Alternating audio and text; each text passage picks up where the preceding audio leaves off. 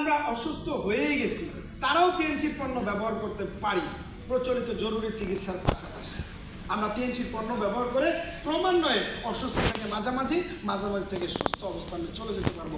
অর্থাৎ টিএনসির ন্যাচারাল স্বাস্থ্য পণ্যগুলো শতকরা 100% লোকের জন্য।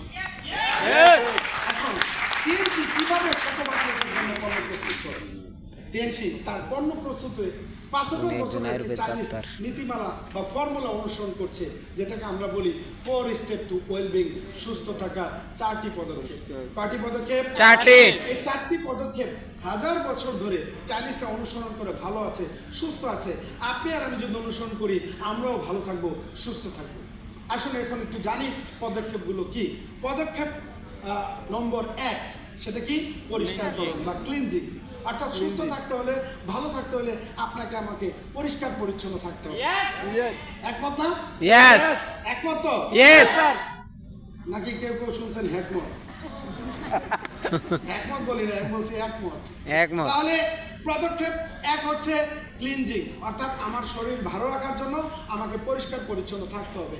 এখন আমরা কি পরিষ্কার পরিচ্ছন্ন থাকি? নো। এই সবাই কিন্তু বলেন আমরা কি পরিষ্কার পরিচ্ছন্ন থাকি? না। থাকেন? অবশ্যই থাকি। গোসল করি, সাবান শ্যাম্পু ব্যবহার করি, অজু করি ইত্যাদি। দু একজনের কথা ভিন্ন। যেমন একদিন আমার এসে বলতেছে, স্যার এই মানুষ যে 15 দিন গোসল না করে কিভাবে থাকে? আমার তো 12 দিনে খবর হয়েছে। মানে কি? আপনি কি 12 দিন ধরে গোসল করেন নাকি? না, আজকে করছি। আমি কিভাবে করলেন? গরম পানি করে। তাহলে এই লোক যদি বুঝতে পারে যে পরিষ্কার পরিচ্ছন্নতার গুরুত্ব আছে, এরকম লোক কিন্তু, এটা একটা রূপক গল্প, তাই না? যে এরকম লোক কিন্তু খুঁজে পাওয়া যাবে না। তার মানে আমরা সবাই পরিচ্ছন্নতার গুরুত্ব বুঝি। তবে আমরা যে পরিচ্ছন্নতাটা মেনটেন করি সেটা শুধু দেহের বাইরে। কিন্তু প্রতিনিয়ত আপনার খাবারের মাধ্যমে, শ্বাস প্রশ্বাসের মাধ্যমে আপনার শরীরে অপ্রয়োজনীয় পদার্থ সমূহ প্রবেশ করতেছে। অতিরিক্ত কোলেস্টেরল, ট্রাইগ্লিসারাইড এগুলো বেড়ে যাচ্ছে।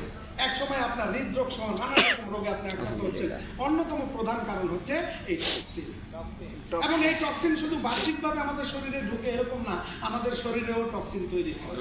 আমাদের কোষ যখন কাজ করে তখন সেখানে ফ্রি রেডিক্যাল তৈরি হয়। আর এই ফ্রি রেডিক্যালগুলোকে দমিয়ে দেওয়ার জন্য আমাদের অ্যান্টিঅক্সিডেন্ট দরকার হয়। যদি আমাদের অ্যান্টিঅক্সিডেন্টের মাত্রা বেশি হয়, ফ্রি রেডিক্যাল কম হয়, আমরা সুস্থ। কিন্তু উল্টা যদি হয়, ফ্রি রেডিক্যাল বেশি, অ্যান্টিঅক্সিডেন্ট কম, তাহলে আমরা অসুস্থ। আচ্ছা, আমার কথা কি আপনারা বুঝতে পারছেন? জি স্যার। তার মানে আমাদের ম্যাক্সিমাম আমাদের রোগের জন্য দায়ী হচ্ছে আমাদের এই যে ইন্টারনাল টক্সিন। এই টক্সিনগুলো আমাদের শরীর থেকে বের করতে হবে। এটা হচ্ছে 1 নম্বর পদক্ষেপ।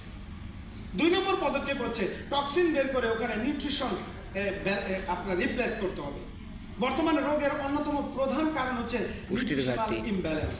পুষ্টির ঘাটতি। আজ থেকে 100 বছর আগে টপ যে ডিজিজ ছিল তার মধ্যে 1 নম্বর ছিল ধরেন ডায়রিয়া, কলেরা ইত্যাদি। Yes no?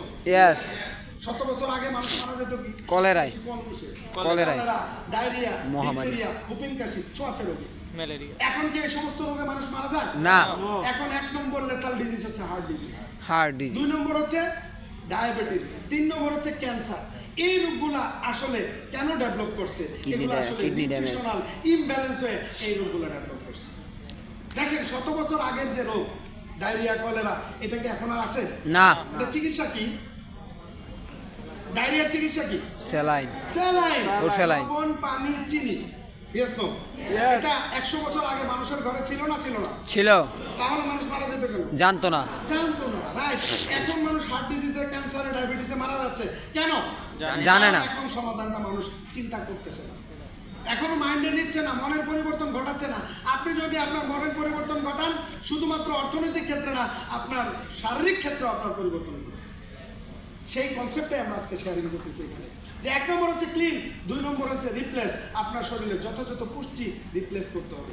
খাবারের মাধ্যমে আমাদের পুষ্টি আসে, কিন্তু আমরা যে খাবার খাই এগুলো প্রায় ব্যালেন্স ফুড না, যার কারণে আমাদের শরীরে বিভিন্ন রকমের পুষ্টি ভারসাম্য নষ্ট হয়ে যাচ্ছে। এই কারণে আমাদেরকে যথাযথ পুষ্টি প্রতিস্থাপন করতে হবে। এটা হচ্ছে 2য় পদক্ষেপ। আপনাকে আমার কথা বুঝতে পারছেন? 3য় পদক্ষেপ হচ্ছে শক্তিশালীকরণ। আমাদের দেহ অসংখ্য কোষ দিয়ে তৈরি। চিকিৎসা বিজ্ঞানীগণ বলেন